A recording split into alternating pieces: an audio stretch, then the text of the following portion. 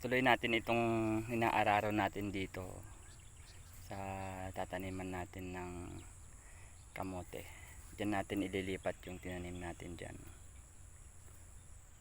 Start natin. Pangalawang araw ko nang nag-araro ngayon. Pero yan pa lang yung natatapos. Ayan o. Ayan pa lang yung natatapos ko. Siguro to maghapon pa ngayon. Baka mayroon pa tayong aabutin hanggang bukas. Mahaba kasi.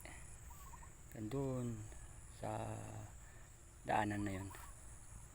Kaya unti-untiin lang natin kasi para makatipid-tipid tayo mano-manong pag-aararo. Pag kasi nag-upa ka ng traktor, 1.5 yung pinakamababa dito per hora. Kaya dahan-dahanin natin mag-araro kasi itong kalabaw ko, ayan, nihingal na, umiiyak, napagod din. Dati naman meron siyang tinga, hindi niya mabitawan, pagod siya. Kaya pahinga muna.